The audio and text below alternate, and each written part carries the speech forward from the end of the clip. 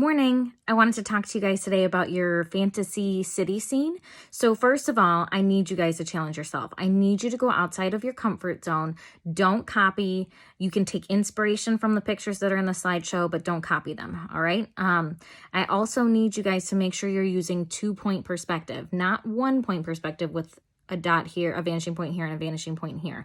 All right, so 2 points perspective means that you've got your corner line here, and everything from the left goes to the left, everything from the right goes to the right.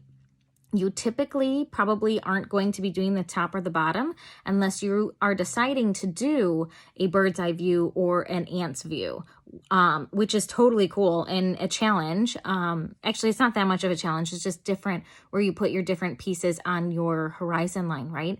So it's not that much of a challenge, but you really shouldn't have to do the top or the bottom with your city scene if you're keeping everything sort of close to the horizon line. You really won't see that.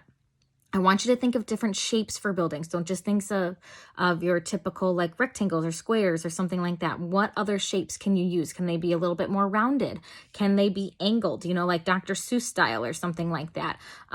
So think about those kinds of things and think about how you're going to create them and make them look 3D. You may even need to take some time today just to quickly sketch and quickly practice. I'm not giving you a ton of work today. I really want you to think. I want you to practice if you need to.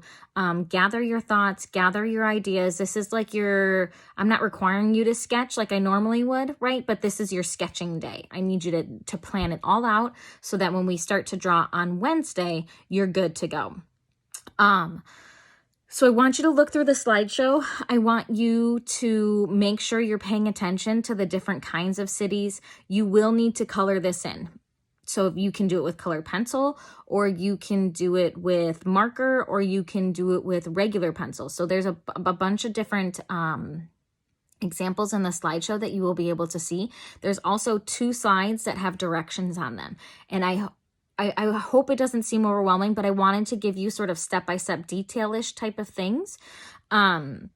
So take them step by step. Don't take them as like all of them or nothing, right? So just really take it like that. There is a form that you are going to fill out today, and you're going to tell me how many buildings you're going to be drawing, or generally. I mean, you can always change it, but generally how many buildings. I want you to do 5 or more. You should be able to fit 5 or more on your page here. So how many buildings are you going to do? What is your theme going to be? What is your fantasy theme? So it's not going to be like we're walking down in downtown Batavia, right? It maybe is a Harry Potter theme. Maybe it's a cat theme. Maybe it's a sport theme, or just a bunch of different books or musicals or something along those lines. Like, what is the theme of your city? Everything needs to correlate with that then. So the signs on there need to correlate with that. Like if I was doing a cat fantasy city or something like that. Like my cat's name is Snowflake. So maybe one of the street signs says Snowflake on it. Or I would have a store that looked like a fish bowl or a fish or a can of food or something along those lines. And then what is that building called? Not all buildings need names, but some of them should have names, what type of windows even. They don't have to be rectangles, those kinds of things. But really pay attention to where your perspective is. I could even draw fish windows on there, but if I have my perspective right, then it's okay. Just like I showed you in the directions, like I did my initials JM within the perspective. I just drew those top and bottom lines and drew that. So you could do something along those lines, but really think outside of the box here. And then when you color it in, because yes, you will be coloring it in, you're going to have to think like, where is the sun and where are the shadows going to be wherever the sun is positioned. So if the sun's up here, then my shadows are opposite of the sun, right? Because the sun can't reach that side of the building. Maybe there's shadows on the street.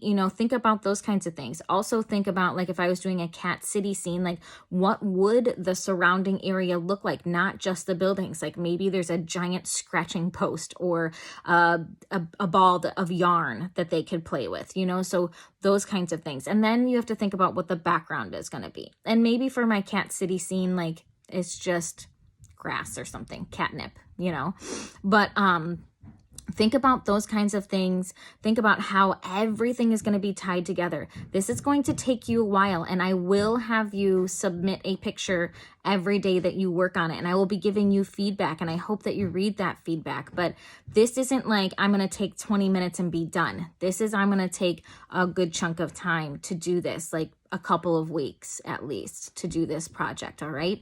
Especially since you're not working on it every day, especially since we're not in school, so I can't give you that feedback right away, and especially since you're only working in my class for like 25 minutes. Sorry, Kellen's here. Can you say hi? No, he doesn't want to say hi.